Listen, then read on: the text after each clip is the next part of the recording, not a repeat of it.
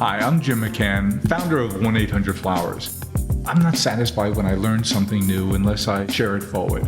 And so we created this podcast to continue that, to share forward the wonderful people we get to meet and most importantly get to learn from and make our lives richer and better. Together we'll cover the human experience. And for me, the human experience is foundational in the idea of relationships. The topics will be far-reaching, but common element you'll see here is it's all about relationships. So I invite you to join us on this journey. Come experience it with us, share your thoughts and ideas, and become part of our community. We'd love to have you.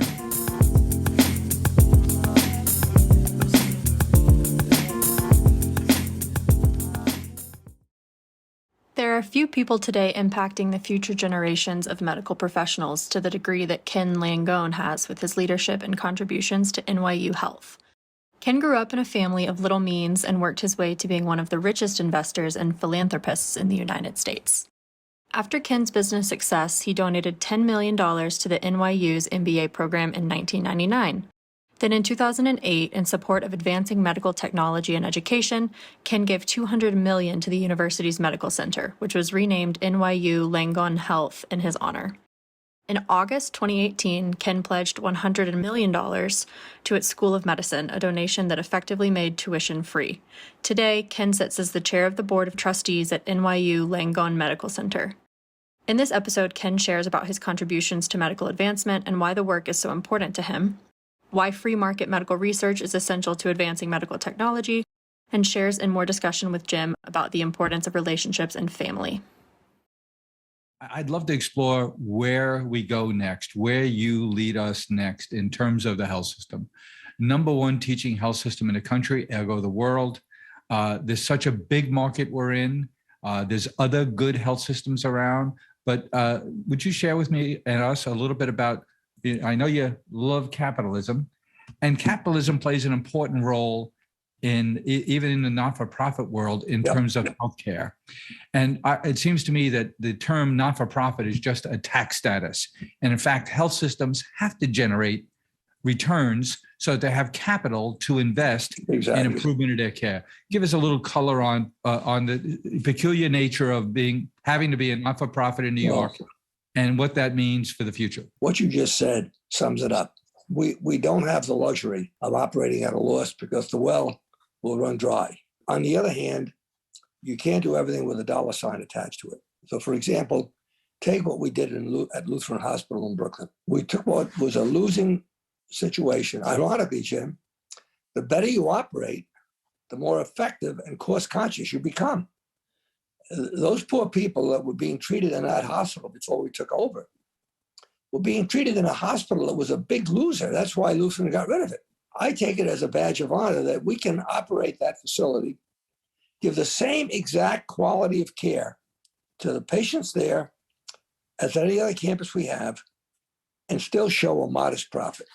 Thank God we have the rest of the place, Mineola, Manhattan. You could not have done that as a standalone hospital. That's exactly right. Now, but going forward, we can continue, as long as we don't let the well run dry, we can continue to keep making enhancements. Because, Jim, when you think about the improvements we've had in the quality of life, much of it evolves around technology. We were just mentioning about a friend who had surgery. 30 years ago, the only way that they could find out if you had surgery had cancer internal, was what was known as exploratory surgery. Nobody does exploratory surgery anymore because the technology and MRI, and CAT scans. That's such an interesting point. I hadn't thought of that because chatting with our friend earlier about his mom, it's the same surgery my mom had 30 years ago, and it was exploratory and wound up killing her. Look how things have advanced. They do 4-inch long incisions laparoscopically, and it's over and it's done. The big recovery for my mom was from the surgery. With the benefit of these incredibly capable minds developing and inventing these devices and drugs and so forth, we should be prepared to accept and, more importantly, to embrace what comes down the line in the way of science and technology. You can't do that if you're broke. You look at these New York City hospitals. If they weren't tied to the tax rolls where the money comes from, they'd be gone. In fact, right now, you've got 2 prominent hospitals in New York, one for sure, Maimonides, that is struggling with survival. Who's going to be the loser of that? The people that go there for their health care. Profit. And the professionals who try and work there and provide that healthcare. Exactly. Any professional worth his salt always wants the very best of what's out there for his patients. If you don't have the ability to afford all this technology, you're not going to keep the best people. They're just not going to do it, because as good as they are, they know that they'll be a better physician, a better diagnostician, if they have the benefit of science and technology. Which requires capital. Capital, and also requires a free market. Thank God, I know that when we went and did our analysis to do a whole new system for imaging, we had Philips, we had GE, and we had Siemens. And we had the benefit of looking at each of their technologies and deciding which one was best. Now, nobody keeps the lead forever in business. The guy that's behind the eight ball either brings his stuff up to superior or he goes out of business. We have the benefit of competition working in our favor, bringing us technology that would not be developed if there weren't the element of competition forcing companies. If GE wants to stay in the imaging business, it's got to spend money on R&D. It's got to spend money on development. It's got to spend money on bringing in talent. It all works. If you want proof, go look at what happens in these countries that have gone to socialism. Venezuela, Cuba. They're behind the eight ball for one good reason. They can't afford what it costs. And in turn, you can only afford what it costs if you're financially viable. By the way, remember this about depreciation. True, you get a deduction for it. But don't forget, the next iteration of the device is going to cost a lot more than the last iteration of the device. So even though you've preferably set aside the money, it isn't enough to stay current on the most modern and up-to-date technology. So I don't know how you can run a not-for-profit like NYU without some concept or some understanding of the bottom line. And I can tell you right now, Jim, if you look at all the enhancements we've made to not only facilities, but to training, to teaching, to recruitment, we couldn't have done that if we weren't financially as sound as we are. Just couldn't do it. Ken, to make that point about the capitalist system, as I understand it, a not-for-profit hospital like NYU Langone gets reimbursed for services they provided. Right. Be able to provide that services, you need a few things. Capital for a few things. Working capital, you have to pay your people. Exactly. You have to build your facilities and you have to hire your people before you provide the service. Second, you need philanthropy to give you capital to do the new things, to make the new investments. And finally, you need whatever operating margins you can eke out so that you can take those operating margins with your philanthropy to take a hospital like Lutheran. And that requires an investment of capital before you can turn it around, before the reimbursements will come close to covering your cost of providing service. Exactly, Jim. And the other thing, remember, you're dealing with the payer. The payer is not typically the individual; it's an insurance company. That's right. They're very sharp and they're very aggressive, and they're very, very demanding on bottom line. You take companies like and they want you to prove that the services you're providing to their patients are have efficacy. They're doing the job. You're taking care of their people. Absolutely right, Jim. There's a new drug on the market now. It's apparently a very dramatic improvement in weight loss. The pitch from the manufacturer, the developer of the drug, is what it does to life, how much it enhances the insurance companies with fewer cardiovascular problems, with fewer musculoskeletal problems. Somebody that's overweight puts enormous burden on their joints. Sure. So not only do you have to show that it works, but that what benefit it brings to the patient and in turn to the carrier of that patient's insurance. So which just reinforces your underlying premise of why capitalism is the system that best works, because there you see it in the microcosm. Right. I've invested the money to discover this drug. I've tested this drug, and now I'm ready to bring it to market. So that's all investment. Now I have to prove to the payers, the carriers, that they should reimburse for this drug because it has this lifetime value for the patient. Ergo, you have healthier patients who are visiting their medical supplier less frequently. and with less severe chronic illnesses like Yep. heart disease, like cardiovascular, Yep. like musculoskeletal problems. People that have. Funny how this system actually works. Oh, it worked, Jim. The proof of you want the ultimate proof? Yeah, please. 50 years ago, if you lived to be 48, you're an old man. I'm 87 today, and there's nothing unusual about an 87-year-old man. We're living longer. Better than that, we're living there is healthier. something unusual about it, and that's you, Ken. Oh, wow, I don't know about We'll that. all hit that bid in a minute. I don't know about that. But Jim, seriously, when you think about the quality of life. Well, when Roosevelt implemented Social Security, the retirement age was 65, but the life expectancy, as I understand it, was 62. Right. Well, in fact, Jim, when pensions were first created back in the 1800s, they were created in England. And the reason they picked 65 was because nobody lived to 65 and they wouldn't have to pay. Yep. So, I mean, that tells you, Jim, just how that's, to me, the ultimate yardstick of how well we're doing. A guy 70 years old today or a woman 70 years old today has every right to expect she can live a lot longer and a lot healthier.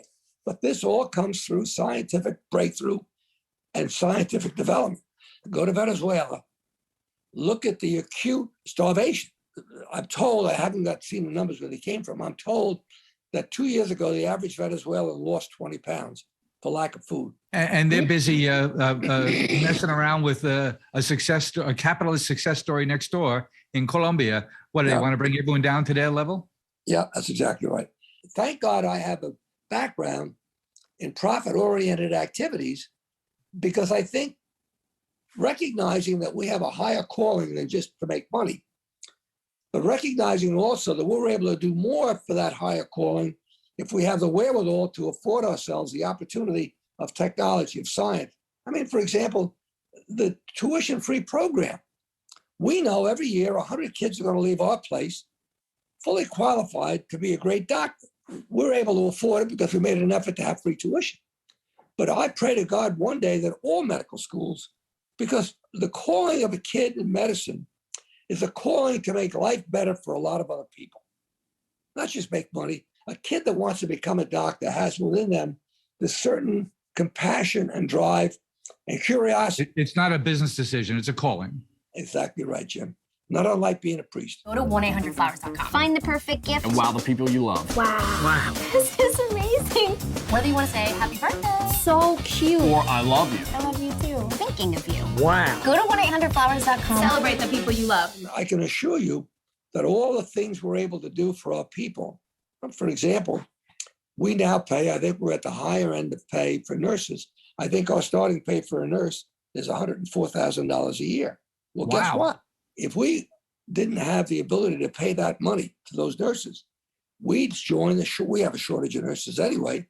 It would be a lot more severe. We'd be in competition. Now, how do the other guys catch up? Well, they got to pay what we pay, but you come back to square one. If they can't make the money to pay the extra money, they can't pay the extra amount. The hole gets deeper. It's all a cycle, Jim, and you can't break it. And frankly, we shouldn't try to break it. With what you and the team did in terms of raising that money over the years to endow the tuition for those 100 students a year at the now Robert Grossman School of Medicine at NYU, just remarkable. It begs this question, and I mentioned to you before we started that I had a breakfast with a friend of ours this morning, and we were chatting about that. And he's a generation younger than me, and his dad was a generation older than me. A wonderful man that we talked about. But we were chatting just about this question, Ken. You've been a busy guy from the day you started your career. You were busy working while you were in high school and college. You came from a hardworking family. Yep. What advice do you have for my kids' generation about how do they balance life? I see my kids, as I mentioned earlier, what I'm proudest of is each of my 3 kids married well, and all of them, all 6 of them are really good parents, far better than I. They started their families later than us. They're much more involved in their kids' activities than we were. And so they seem to be very, very busy. And how do we counsel them in terms of how do they have the balance in their life? It almost seems sacrosanct not to take a minute away from their kids' time, but how should they be thinking about their involvement with activities like the hospital in their community, like the church or the school in their community? How should they be thinking about balancing their activities across the range of things that could and should draw your time? Well, first of all, the most important job of all is to be a parent. Let me digress for a moment. My success, such as it is, happened because I had an awful lot of people help me along life's way, all the way back to when I was a child and I was an altar boy at St. Mary's in Roslyn. My success is really the collection of efforts of all those people. I tell my boys, please learn from my mistakes and be a better parent than I was, just like you just said. There's a balance here, Jim. The balance is you're responsible for your family. I urge people in career path choices, don't take a job that you're not going to love going to every day. So my first recommendation is make sure it's something that really engages you in a way that you put your very best out for it. Secondly, strive for balance. Make sure you do everything you can to be there for your kids as they go through the different phases of life. And you know, and I know, Jim, when a kid goes from being a toddler to a teenager to an adult, there's stress that comes with that progression. Do whatever you can to make sure you're there for your kids. I don't buy into the notion that I have to be all consumed in my business to make sure I do what I'm obligated to my family. Where the trade-off comes, Jim, is in recreational or passive activities. Are you going to be better able to sit and watch a baseball game on television or out in the backyard throwing a ball with your son? And these are the simple choices you make in life. I think a kid has a right to know. I talk to my kids every day. They're 62, 60, and 57. I think, Jim, be there. Be there for them. Try and be the role model that you want them to become. And we all fail at that. Why? Because we're never as good as we want to be or as good as we should be. That said, make the effort. As I say, Jim, in fact, I've talked to one son last night who lives in Tucson, and I talked to my other son this morning at 6:30. He called me up. The last thing we say to each other on the phone is, I love you. I love you, Ken. I love you, Bruce. I love you, Stephen. I love you, Dad. The big thing, Jim, is your spouse. The biggest choice you're going to make in life is who's your life partner going to be. Elaine and I are now married 66 years. She bore the heaviest part of the brunt in raising the kids because of my career. But I always knew, and Elaine, thank God, she was athletic, so she would engage in activities with the kids, skiing and swimming and all the things that you want your kids to avail themselves of. The best advice I can give you is be conscious of your various roles in life: husband, father, partner, business associate, salesman. Be conscious of all those things and do your best to bring some balance into it, that one doesn't suffer at the expense of another. I'll give you a for instance. A fellow I know was down on his luck, and I intervened to help him get a good job. He didn't hold it long enough for one reason. He didn't make enough effort at the job to be successful. I know, on the other hand, he poured himself into his kids' lives because, let's face it, among the other obligations he has to his kids is he's the breadwinner. He's the family provider.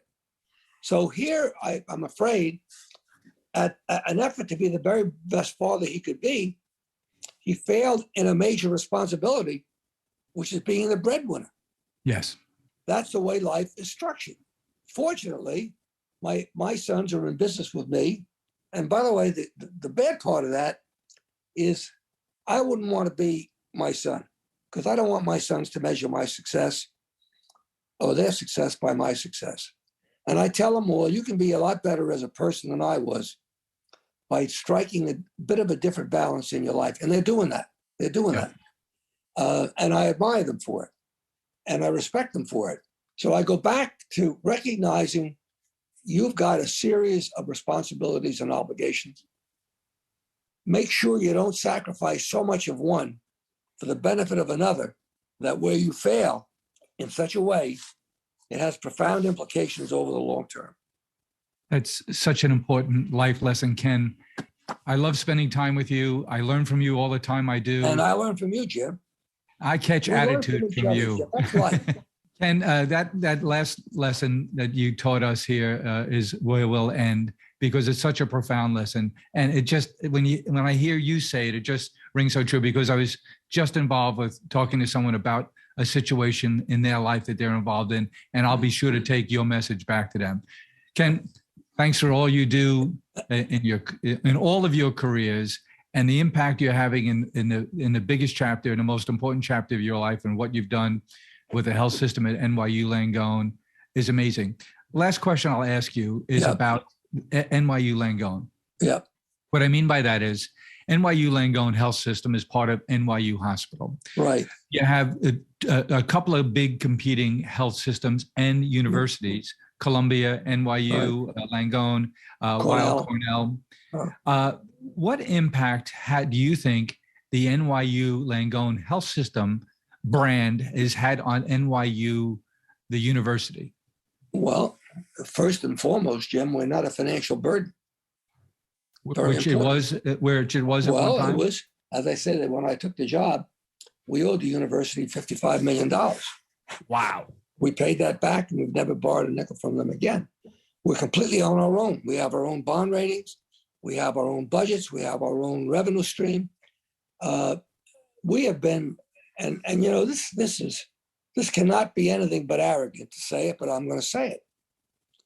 I think right now, today, NYU Health is, if not the crown jewel, one of the crown jewels of New York University. It was a bastard son of the family reunion when I took the job. In fact, they'd already made a deal with Mount Sinai to merge the hospitals because they were afraid that the hospital, as part of the health system, would be a deep black hole that would pull a university under. Amazing. Okay. So the first condition I had in taking the job was that they would break up the merger, and which we did. Mount Sinai's doing much better, and we're doing much better. That's a win-win. I think the color purple, which is the school color, and the university health system color is seen and known more because of the health system now than because of the university.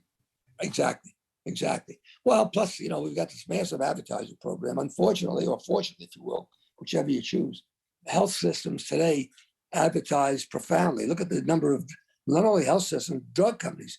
Thank God for the number of ads about drugs on television that fill the hole of tobacco ads years ago. Yep. You can't advertise tobacco anymore. It's against the law. But Jim, what I would say is, like I tell everybody in the place, do not say to another medical facility, another teaching hospital, do not say follow us. Say join us. Yes. No, nobody wants to be known as a follower. Everybody wants to be a leader. That one little word, join, not follow, implies you're coming up to the bar with us as an equal, but do it. The more kids that we can educate in science and medicine, the better quality of life we're going to have going forward as a society. It's that simple, Jim. Nothing more, nothing less. Well, that's it. You give me attitude because you make the complicated simple, and you made the very complicated health system simply an amazing success. Ken, thank you for being a friend. Thank you for being a leader. And thank you for all that you do for everyone who's in your community every day. Jim, I would add one last thing. Sure. Don't forget this. I am not a self-made man. My life is a collection of a lot of the efforts of a lot of wonderful people I was blessed to know throughout my life. So please, I am not self-made. I never said I was, and I never will say I am. Look at me as the product, if you will, of a lot of people who cared about another human being. Let's do the same for each other going forward. God bless you, Jim. Yeah, thank you, Ken. Love you. Have a great day. Well, I hope you enjoyed what you heard, and I know I'll be sharing it forward. I hope you get to as well. Let's keep the conversation going. Follow me along on Twitter at Jim1800Flowers and on LinkedIn at Jim McCann. Hope to talk to you soon. Thank you for listening to Celebrations Chatter. You can join our community by reaching out at chatter@celebrations.com. And while you're at it, tell us what topics you'd like us to explore here on the Celebrations Chatter podcast. Thank you for listening, and don't forget to share it forward.